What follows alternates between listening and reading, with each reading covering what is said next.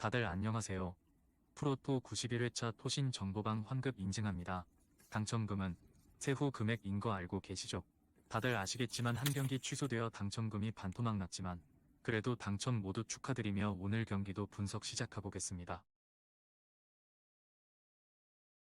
금일 첫 번째 경기 폴랜담 대 알크마르 분석 시작해 보겠습니다. 폴랜담은 즈볼레 원정에서 승점 1점을 추가했지만 최하위를 벗어나지 못했다. 그로 인해 강등에 한 발 더 다가간 모습인데 이번 시즌 리그 25경기에서 단 3승에 그치고 있다. 아직은 9경기가 남은 상황이기에 기회는 남아있지만 잔류하기 위해서는 최대한 길리 연승을 이어가며 중하위권을 추격해야 한다.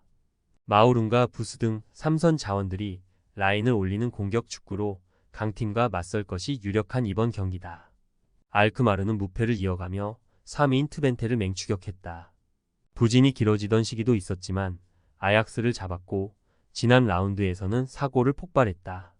리그 최고의 골잡이인 파블리디스가 문전 앞에서 확실한 마무리를 하고 있고 미나스와 단타스 등 중원 지원도 살아났다. 바조에르가 이끄는 수비 라인은 최근 5경기에서 3차례나 클린시트를 기록하며 안정감을 주고 있다. 알크마르의 승리를 본다. 폴랜담은 울드치크가 최전방에 나서겠지만 단타스의 수비 보호 아래 바조에르와 스가와라가 버티는 원정팀 수비를 넘기 어렵다.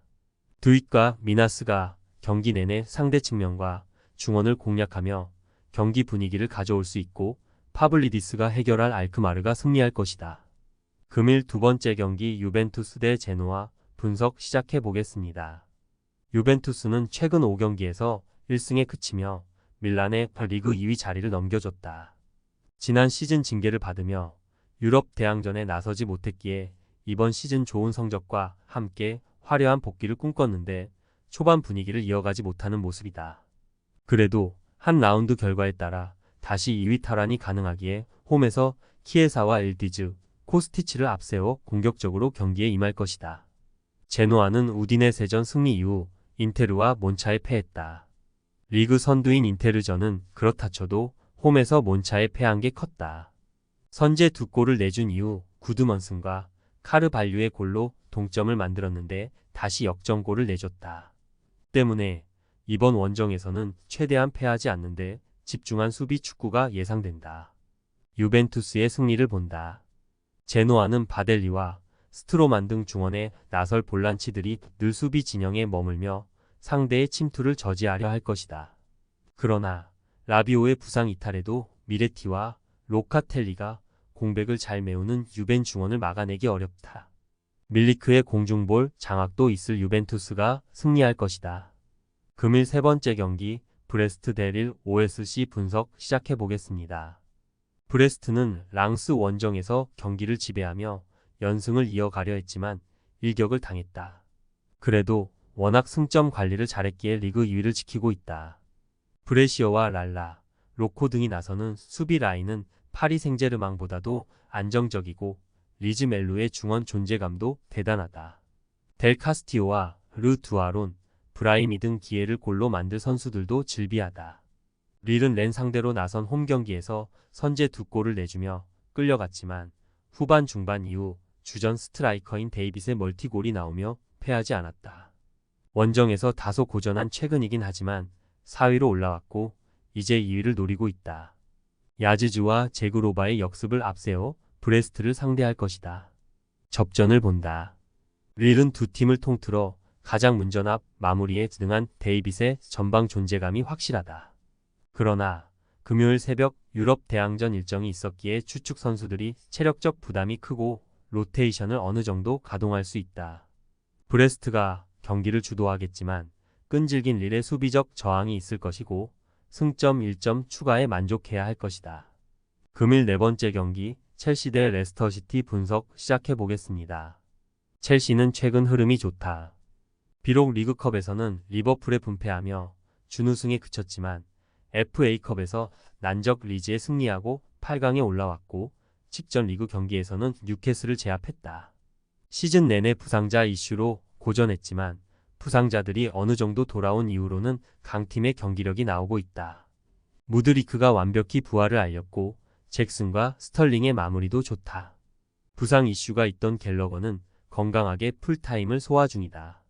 레스터는 연장 터진 압둘 파타우의 결승골로 프리미어 리그 팀인 본머스를 제압하고 첼시를 만난다. 아직 맨시티와 리버풀 등이 모두 살아남은 FA컵이기에 그리 실망할 대진운이라 보긴 어렵고 승리를 노릴 것이다. 그러나 원정에서 좋은 분위기의 홈팀을 상대하기에 공격적인 운영보다는 수비를 강화하고 나서며 역습으로 승부를 보려할 것이다. 첼시의 승리를 본다. 레스터는 선더랜드 원정을 승리했지만 최근 리그에서 2위 팀의 승점 3점 차로 쫓기는 등 분위기가 좋지 않다. 베테랑 바디의 골이 나오긴 하지만 윙크스와 듀스 버리올 등의 중원 영향력이 떨어졌다. 카이세도와 페르난데스가 중원을 장악하며 경기 주도권을 가져올 수 있고 잭슨과 무드리크가 해결할 첼시가 승리할 것이다. 금일 5번째 경기 세비야 대 셀타비고 분석 시작해 보겠습니다. 세비야는 알메리아 원정에서 오캄포스와 루케 바키오의 골이 터지며 앞서갔지만 종료 직전 동점 헤더골을 허용하며 승점 1점 추가에 그쳤다. 리그 선두인 레알에 패하긴 했지만 아틀레티코와 소시에다드 등 상위권 팀을 제압하는 등 시즌 막판 분위기가 좋은데 최하위 팀 상대로 아쉬운 결과를 받아들었다. 그래도 엔네시리가 최전방에서 잘해주는 데다 수마레와 소우 등 중원 경기력이 확실하게 나아졌다. 셀타는 최근 5경기에서 승점 4점 추가에 그쳤다. 알메리아 상대로 승리한 건 다행이지만 선두권 팀들에게 완패했고 헤타페 상대로도 승점을 얻지 못했다. 때문에 이번 라운드에서 반드시 승점을 따내야 한다. 잔류할 수 있는 커트라인에 걸려 있는데 연패를 당하면 강등권으로 추락할 수 있다. 세비야의 승리를 본다. 셀타는 데라토레와 벨트란이 중원 조합으로 나서는데 타피아가 부상으로 정상 컨디션이 아닌 것이 부담이 될 수 있다.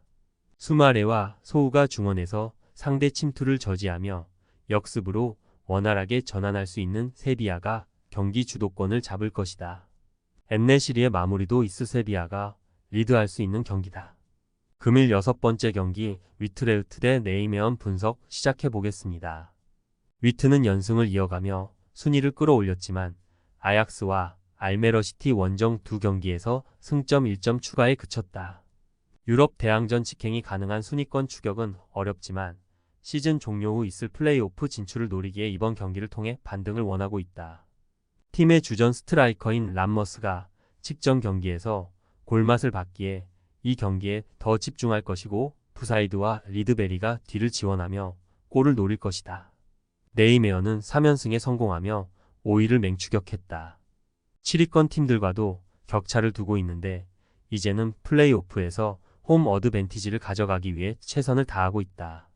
연승 기간 동안 팀은 경기당 3골을 터뜨렸는데 2골을 기록한 곤잘레스 외에 오가와와 소우, 한센과 프로퍼 등 다양한 선수들이 골을 터뜨렸다. 위트의 승리를 본다.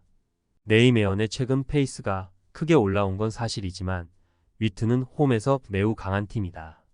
헤데메이커스와 곤잘레스가 나서는 원정팀 중원 상대로도 밀리지 않고 경기를 운영할 보즈도간과 플라밍고, 툰스트라의 중원이 있고 부사이드는 경기 내내 상대 측면을 허물 수 있다.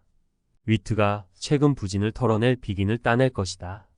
토신 최종 조합은 영상 아래 고정 댓글로 말 걸어주시면 토신 정보방에서 무료로 공유해드립니다. 제발 손해보면서 토토하지 말고 다같이 웃으면서 즐겁게 베팅합시다. 함께 하실 분들은 부담 갖지 마시고 편하게 말 걸어주세요.